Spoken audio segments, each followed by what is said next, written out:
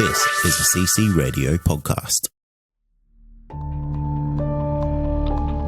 It was just the most massive thing I've ever seen. To tell you the honest truth, I thought, well, we're the only ones left on this planet. Something's happened. We've missed something here. The fear that went in me when I seen it was just like the feeling. I'd say it was fear, but I've never felt that feeling before in my entire life. It's a weird feeling, like you can't explain it when you don't know. You feel like you're being followed, but you don't know what it is. We had two to our right, another one in front of us, another one to the left, and another one just across the road, shaking the daylight out of the tree. All we get was a big red eye. I remember waking up and looking at the end of the bed, and there was a figure there, almost insect-like, and then I blacked out. Welcome to the show, everyone. You are listening to Believe, Paranormal and UFO Radio. My name is Cade Moyer, and thanks for tuning in. If you've had an encounter, get in touch with me. My email address is believe@ccradio.com.au, or you can message me on Facebook at facebook.com/Believe UFO Radio. If you enjoy this episode, there are a few things you can do to help the show. Firstly, you can go to iTunes and leave us a 5-star rating and review, or you can share the show around social media with your friends and family, and that will help us grow. Tonight, I'm joined by Dylan, and Dylan's the host of one of my favorite podcasts of all time, the Paranormal Thoughts Podcast, which is produced here in Australia as well. Dylan, welcome to the show. Thank you so much for having me, Cade. I must say I'm a massive fan of your show, so it's great to be here with you tonight. Mate, this is just going to be a roundtable of saying how much we like each other's podcasts because, to be honest, mate, you do a really fantastic show. And for those who listen to this podcast, definitely go check out Dylan's show because his audio quality is about 10,000 times better than mine. The guy's like an audio engineer or something like that. It sounds perfect. Oh, thanks, man. So, mate, what got you down this whole paranormal rabbit hole? Because that's exactly what it is. Once you step into this, there's no coming out.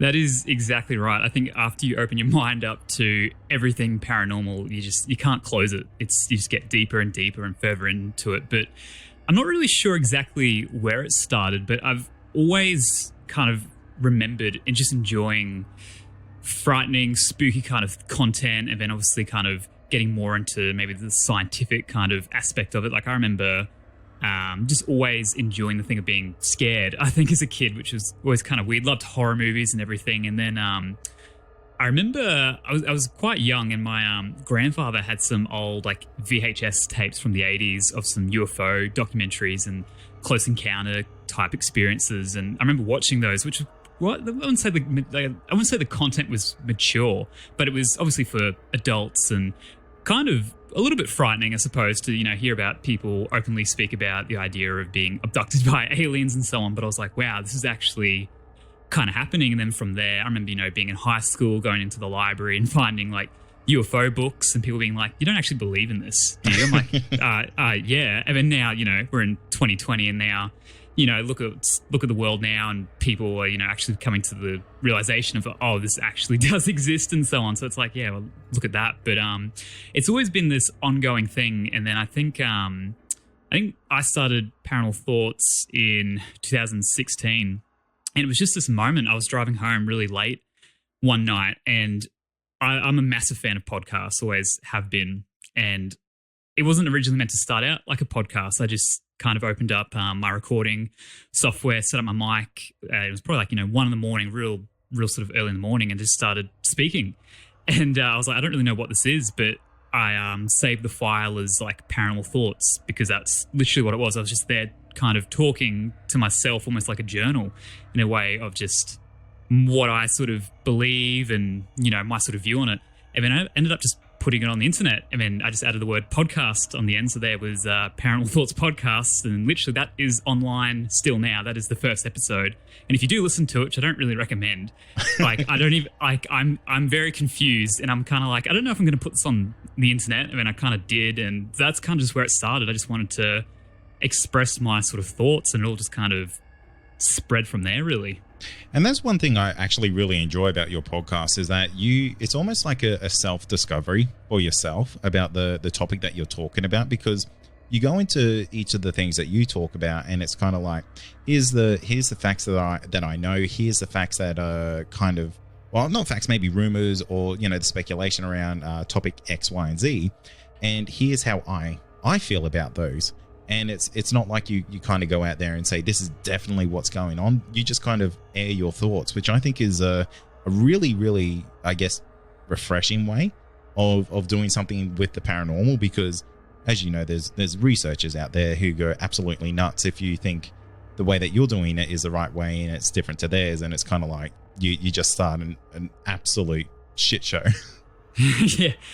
It's sort of, I guess it's a very selfish way of me doing it. It's like, here's my thoughts, and if you don't kind of agree with that, then that's totally fine. But that's just kind of what it was, because I felt the need that a lot of other people were talking about these kind of topics, and they would either just speak with other people or just kind of say, here's what I've read, and that's kind of it, and just kind of leave it as a bit of a closed book. But it's like, if someone's listening to you and returns to you to hear all these different stories and all this research that you're doing, like, surely they're probably somewhat interested in what you believe. And I'm finding the more and more I do it, the more and more skeptical I'm kind of getting. And it's becoming a lot harder for me now to kind of look into some certain topics and go like, okay, how can this possibly be happening? Like, surely there's another explanation. So it is that thing of that journey, that sort of discovery of just what all of this really means, I think that's a really good way of approaching basically any topic when it comes to the weird and wonderful world of the paranormal, be that yowies, be that UFOs, be that ghosts, because if you go out there and you really have that mindset that everything that you kind of see, read, or watch is 100% legit, you kind of end up looking like a little bit of a fool, because it's everyone. I'm so keen to believe everything that I see, but I go through a process of elimination, and I try to find like what's wrong with this, what's fake about this, and then if I have nothing else left to kind of pull apart on it, I go, oh, geez, that might be legit. Yeah, exactly. I think that's exactly what really everyone should do to a certain extent. Take all the information, question. That's literally what I think the paranormal really is. It's just questioning everything. You know what I mean? It's just that thing of as much as you want to believe sometimes, it totally goes back to that X-Files thing all the time. But it does do a service, to these topics if you kind of, don't just jump straight in without kind of maybe having a little look and having a little bit of a think. Because I think that's the big theme with the paranormal, and, everything. Like, conspiracy theories have a really negative connotation, but it's like, no. That is, once again, just questioning everything, not just taking it at face value, but people... It sort of muddies the water a bit when people don't do exactly that. They just kind of jump in and go, this is what I believe now. This is what this is. Absolutely. And I do it also as a kind of a justice to the people who have been guests on my show before, because I only put people on the show who I believe had genuine encounters or, have genuinely believed that they've had that type of encounter. And if I go out there and I start saying that's real, and start pulling Oprah Winfrey, everyone's seen the paranormal. It's a real disservice to anyone who's come on my show to share something that they've genuinely encountered. Of course, yeah, and that's the best way to do it. And I'm the same too. I don't have a ton of guests on my show, but when I do, believe me, like, I truly believe that whatever they've experienced is real to them in whatever regard, So it's good to hear that, and I've listened to your show a bunch, so I kind of already got that anyway, but I feel like we're very much so on the same page there. Yeah, absolutely. So Dylan, when it comes to doing a paranormal type podcast, have you had a paranormal encounter yourself? Yeah, I've had quite a few, I suppose, and they're nothing too out of the ordinary, I suppose, for a lot of people listening. I think when you start to speak with people, a lot of people tend to have something unusual and maybe somewhat unexplained that's happened to them, I feel like my family is sort of very much so like that. Like, my grandmother, used to tell the story that she would see like a lady in white watching over my dad's crib back in England and so on when he was an infant. And then even, like, my mum even her whole side of the family too. You know, I've kind of always believed in paranormal and so on. And like my mum would wake up in the middle of the night, see like these red orbs in her room and weird things like that. Have always kind of, you know, I guess sort of just growing up with that, I must say, like, my parents sort of raised me in a sense to be aware of that stuff a little bit. And I would do the exact same thing, you know, when I have kids, as well as just being open to things. But I guess, like, activity would always seem to happen at my parents' house, right? And it was only ever when someone had passed recently. So I'd always assumed it to be a family member. And I can tell you something as of recent as 2 weeks. So literally a month ago, my dad's dad passed. And so I went back to Queensland and stayed with my parents. And we were all sitting on the patio. And then the TV in the lounge room was just on in the background. It kept turning itself up. And that is such a typical thing that like my grandfather would do. And like, it's just that thing of, okay, the TV's never turned itself up before. So it's not just going to start doing that, you know? So it's always been things like that. So I've had a fair few uncles pass and so on. And, you know, I'd be eating dinner at the dinner table, or, you know, my whole family downstairs, and we'd hear footsteps upstairs, and we'd all be looking at one another like, okay, that's one of mum's brothers or so on. Or even, I remember coming home, I think I came home from uni one day, it was like the middle of the day, and I can't tell you exactly what was going on upstairs, but there was enough kind of movement and ruckus for me to think that either my dad was already home or my sister. There was even just like an energy of someone's home. So I just kind of, you know, I don't think I went upstairs. And then, I don't know, I must have been downstairs for about an hour or so. And I was like, where is whoever was upstairs? And I go up there and there's just no one home. I was like, okay, that's really weird. You know, so just little things like that, I suppose, which, you know, you could easily dismiss or so on. But one evening in that same house, I was sitting out on the patio with my mum, and she was facing me, and she was looking into the kitchen, and I was facing away kind of at a wall. So the kitchen light was, I guess, splashing onto the wall behind my mum. So, you know, I'm just seeing nothing but light on the wall.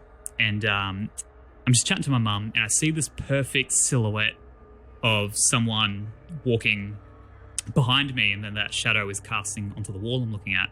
I didn't think anything of it. I was just like, okay, I guess my sister's just come downstairs to get something or what have you. But it was a perfect figure of the person, right? So I was like, okay, fair enough. And then half an hour later, I hear my sister come down the stairs. I was like, hang on, I don't remember hearing her go back up the stairs. So I turn around, she's in the kitchen just doing whatever. I was like, weren't you just down here? Like, I don't remember you going upstairs. She's like, no, I haven't been down like all night. I was like, no, but I saw you walk. Well, I saw something, and it would have to have been you, like Dad's in bed. She's like, no, I haven't been downstairs. And I was like, I definitely saw a perfect silhouette of someone. That's you know, creepy. I think that was probably the first moment I ever kind of went, that was 100% real. There's nothing else that could have done that. So you were pretty much a believer before you had that encounter there. Is that safe to assume? Yeah, definitely. So that happened there. Did that kind of just change things for you after that? Yeah, a little bit, I think. I think it's that thing of once you have an encounter similar to that, and I guess you already believed to prior to that, it's just reassuring that it's like, okay, all of these stories that you hear, what you watch on TV, you listen to podcasts, you read about, it's like, okay, this is one of those moments, you know, and it's just, they happen so fast in a sense as well sometimes. Like another massive moment for me, just like, this is jumping ahead some years. I did a ghost hunt at the Bogger Road Jail in Brisbane, and it was a very quiet night. There wasn't much activity going on. I think they split us up into 3 groups or so. And I made my mum come with me because no one else wanted to come with me. My girlfriend didn't. None of my friends were too keen on it. But my mum, obviously having some experiences herself, I was like, I think you should come and do this tour. And she wasn't that keen. Like she's interested in the paranormal, but it freaks her out, like, you know, which is totally understandable. But I was like, no, we're going to go, and we're going to go like look for them. Like, it's going to be really fun, trust me. So we're at this jail. And it's the middle of winter. It's freezing. And a group of us are on the second floor of I believe it was like a wet hall for the guards. But at one point, it was also a hospital. So there's maybe 12 of us with the tour guide in this room. It's big, just wooden floored room. There's only like one way in, one way out. We, came through a door, went up 2 flights of stairs. Then we were just in this massive hall, pretty much. So we were all sitting down the very back wall, furthest away from where we entered. And we're all just sitting there quietly. And then we hear these clear as day footsteps coming up the stairs to the point where, like, my mum started panicking. She's like, what is that? And then the fact of I was there with 12 other people and we're all just looking at one another, like, it was the most eerie thing when those footsteps got to the top of the staircase and there's just nothing there. And that was probably the biggest moment. That's probably the biggest thing I've experienced where I've just gone, I've just witnessed this with 12 other people. That was full on. It was the most unsettling thing in a sense, but it was just that massive moment of, wow, this is actual evidence that there's enough people here that have all witnessed it. That couldn't have been faked. There's a clear difference when you're in a room and you're hearing something as well. But that was probably the moment a few years ago now. That was before I started the podcast too, I believe. But that was probably that one moment where I'm going, wow, there's something to this. And now a quick word from our sponsor. Also, are you wanting more content? Why not become a Believe Plus member? You'll get access to exclusive podcasts and episodes that aren't available to the public. Not only that, you'll also get our regular feed without any ads. Head to believepod.com/plus to sign up today for just $5 a month. Yeah, that's a moment that just kind of changes everything, really. If you weren't a believer before then, you would have been after that, because I'm always a really, really big fan of experiences that are shared with other people, and to share it with 12 others, that's huge, like to go there and say, yeah, we were all here and we all heard the same thing and we didn't see anyone at the top of those stairs. That's a big thing. Yeah, it was just that moment. And people have said to me, well, okay, you were on a ghost hunt. Like, that could have easily been faked. And I've sort of said, yeah, like, that is something that could easily be faked, but you'd have to be in the room and get the sense of what we were there to do. My big thing was, that was the only thing that happened that night. I was like, if they're going to fake this, we're going to be getting, we better be getting a show, really, you know what I mean, if we're paying for this. But it's so that thing of, you just have to be there to really experience what it's, even the feeling of 12 people just being like, that doesn't make any sense. Your brain starts to think, we're meant to see someone right now. There's no one there.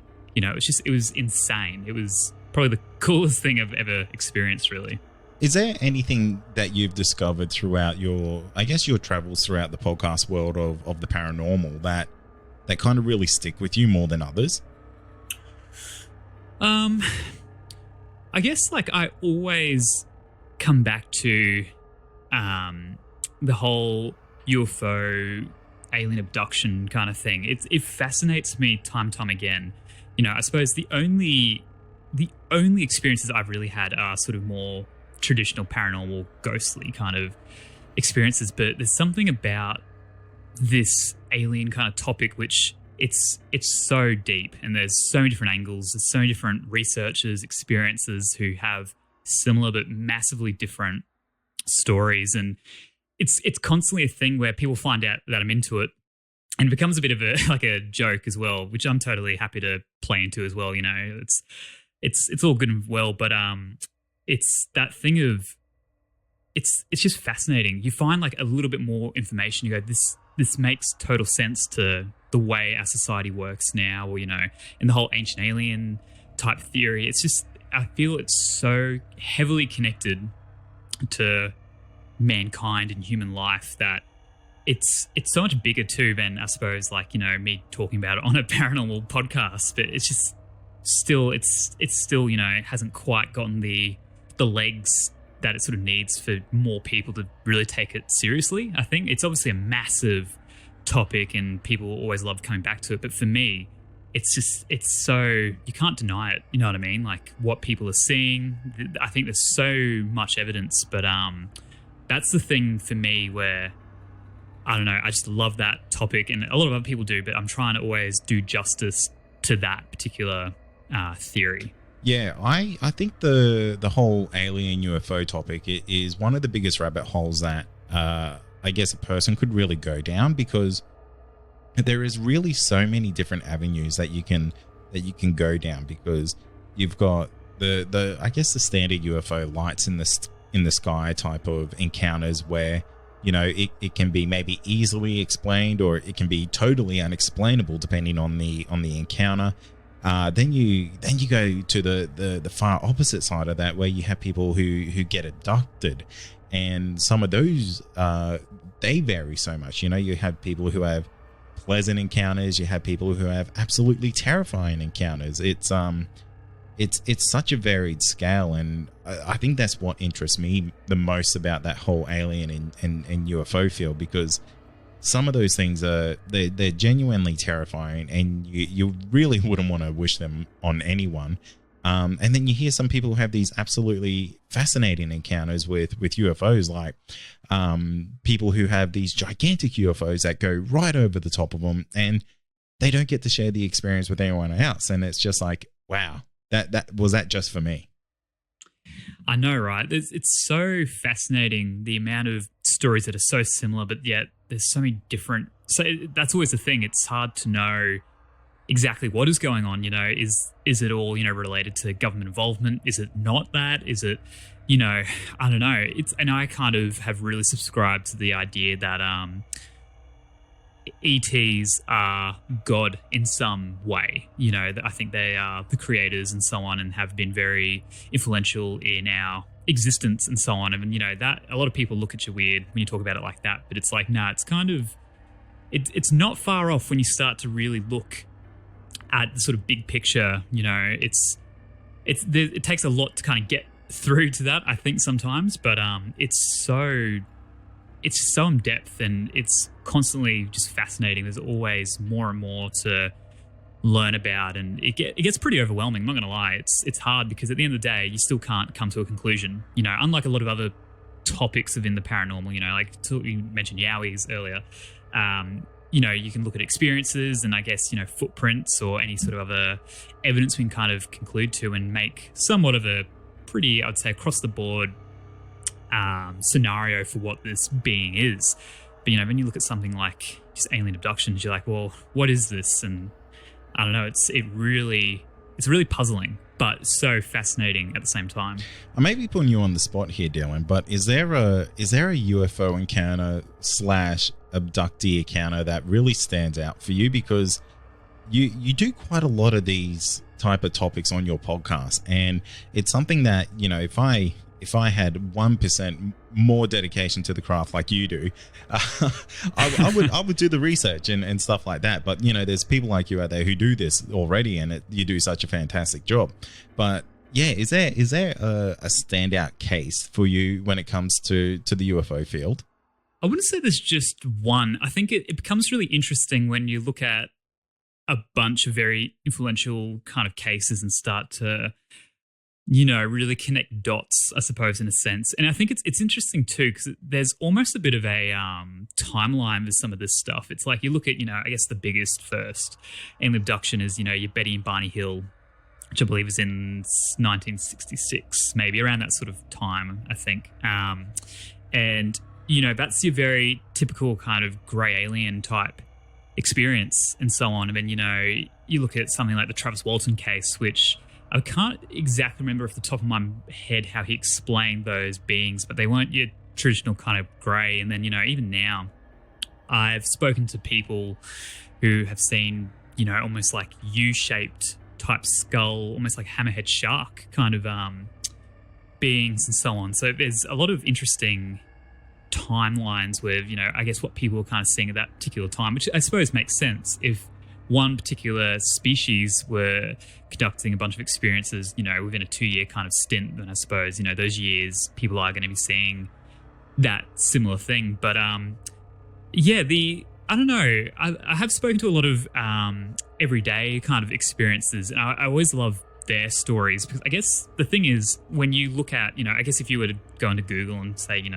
top 10 most influential or biggest UFO stories, they're often pretty detailed, which is great, but it is also that thing of so many people don't remember much of the experience as well. So I'm not saying that, people couldn't remember, the entire timeline if they were to go get, have hypnotic regression type therapy or anything like that. But for the most part, what I've sort of found is people remember, sort of almost like the beginning and the end, and maybe a tiny bit of the middle and so on. But from people I've spoken to, it's been fascinating, and quite traumatic for all these people too. I've spoken to one lady who was pregnant and she lost the baby, but it was a really strange, almost like phantom pregnancy, in a sense that she was pregnant, so she went back to her doctor after this abduction, and then there was no trace at all of the fetus, and she was some months pregnant, so there would have been something, even if the fetus had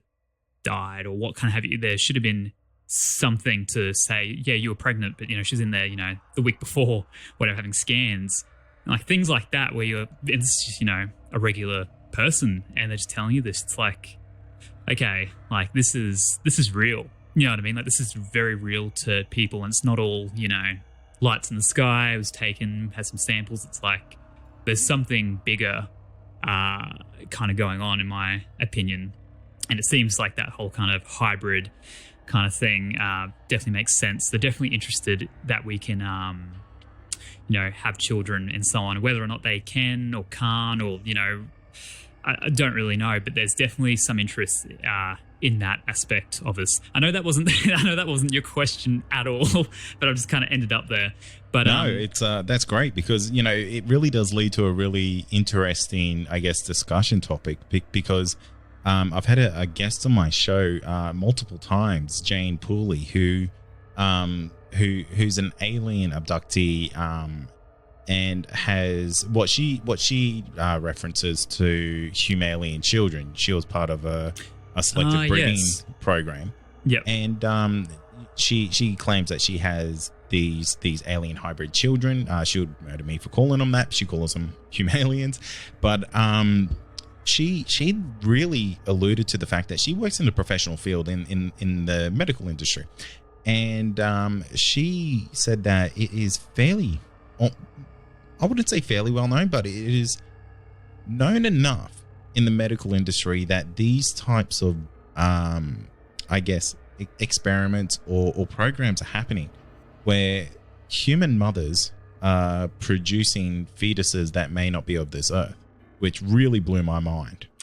It's pretty wild, isn't it? And this is the thing. This is, as you said, a medical professional who is coming forward and expressing this, and there's a lot of people in a similar position as well. And it's just fascinating.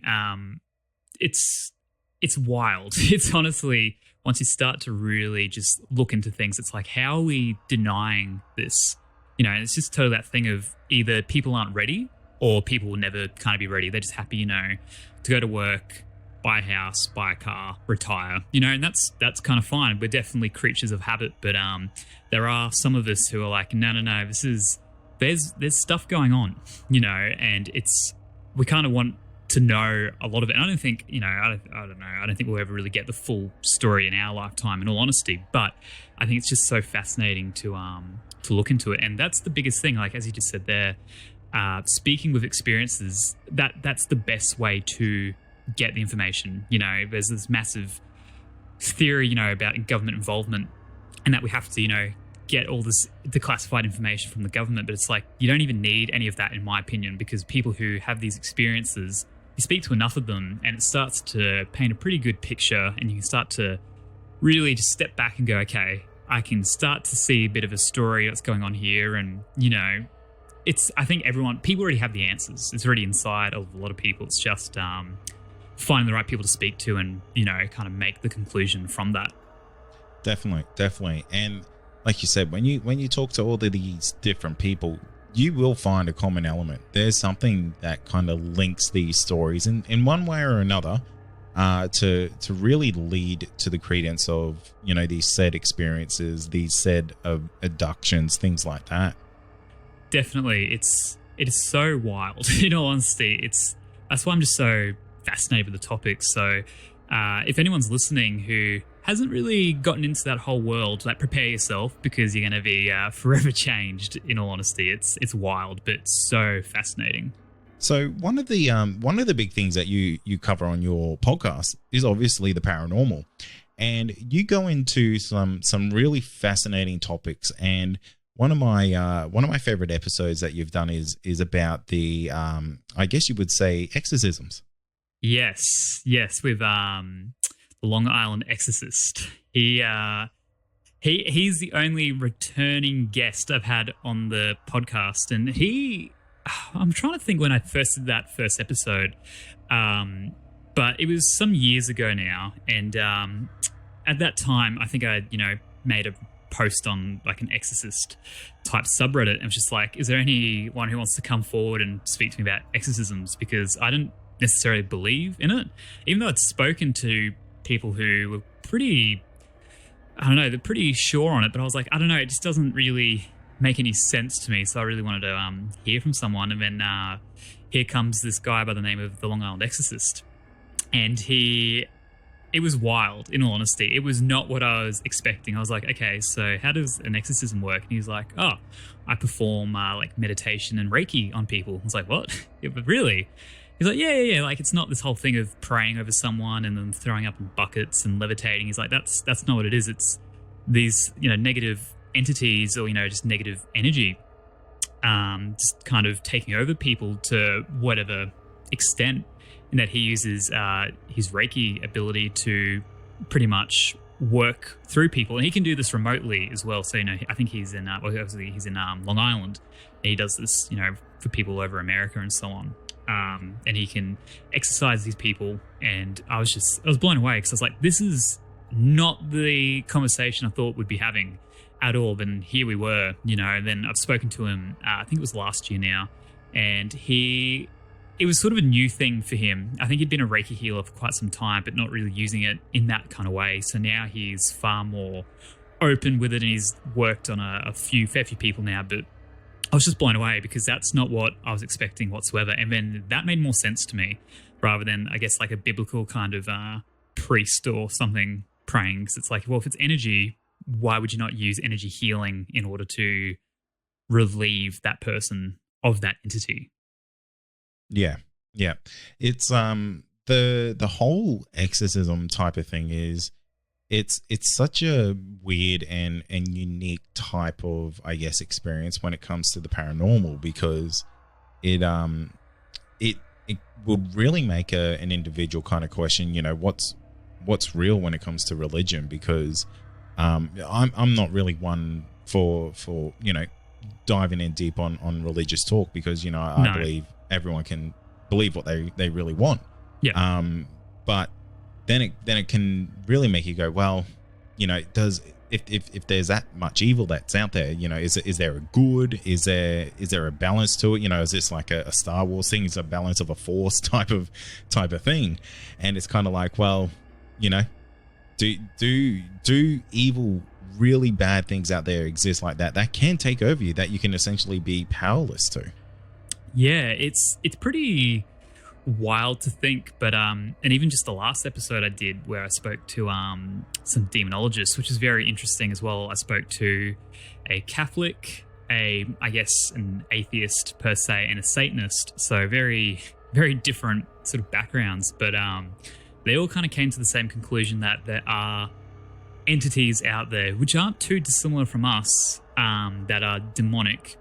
And that obviously has a very negative connotation around it as well. But that's a lot of new media, I suppose even religion and so on, who's really victimized that. But my understanding is there are these entities not too dissimilar from us, in the sense of they're quite selfish, very self-aware, very much so like people, kind of just doing their thing. And, you can summon them if you so choose. And I don't know, every sort of entity has its own kind of thing. So if you say you wanted to curse someone, you could actually find a particular demon who will do that. But at the same time, you could do a ritual for, making you wealthy if you so choose. And then, potentially this entity will actually help you in your life to become more wealthy and so on. So it was way more complex than I ever thought, I suppose, the whole demonic entities and exorcism type thing. I think it's, I think we all just have this very basic overview of it when you don't really know. I must say, I didn't really know a ton about it, but after speaking with people now, I'm like, okay, I can get way more around this now because it's a little more scientific, I would say, than religious, or even, I guess, even more spiritual, you would say, than religious. So more scientific, more spiritual. Yeah, it's so interesting because I find when it comes to the world of the paranormal, the unknown is that I don't think there's a right and wrong way to approach any of these subjects. I think there's just different ways. Definitely. Well, Dylan, it has been absolutely fascinating chatting with you, mate. I could talk to you literally all night. We could go back in and compare war stories of, fantastic guests, things like that. But, mate, I want to give you a couple of minutes to really give yourself a good plug, because I really do think the listeners of my show will really, really enjoy yours, because there's not many of us Aussie podcasters out here doing this type of paranormal aspect when it comes to podcasting. So, mate, let the people know where they can find you, and give yourself a good plug here. Oh, thank you. So pretty much wherever you get your podcast currently, a Paranormal Thoughts Podcast should be there. So, I post to literally SoundCloud, Spotify, Apple Podcasts. I think those are sort of the big ones currently, but really anywhere you can get podcasts. We're on Instagram and Facebook. I always tell people to jump on the Instagram because that's kind of where I sort of do polls and sort of ask questions. It's way more interactive over there and so on. I also have a blog, which is paranormalthoughtspodcast.wordpress.com. And that's usually just for when I post a episode. If I have any external links or any kind of source material, I'll chuck it up on there. And also Patreon as well. If you go over and actually enjoy some of my podcasts, you can actually then get bonus content as well for every episode. So a bit of fun over there. But I think that's really about it. But I guess if you enjoy Cade's podcast, and you must obviously enjoy the Aussie accent. So that's a must. That's a big plus. I'd love for you guys to come check it out. Because I must say my audience would, if they haven't already found this podcast, which I can guarantee they have, because Cade does very well for himself. It's just a massive family pool of everything spooky and paranormal. I must say that we both do. So I'd love for you guys to come check it out.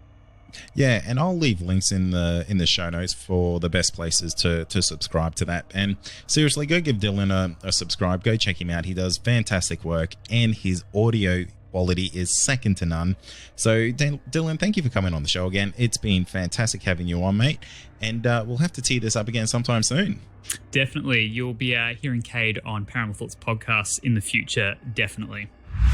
And that's going to do it for tonight. And remember, if you have had an encounter, get in touch with me. My email address is believe@ccradio.com.au, or you can message me on Facebook, and that's facebook.com/Believe UFO Radio. Until next time, stay safe, and you've been listening to Believe Australian Paranormal and UFO Radio.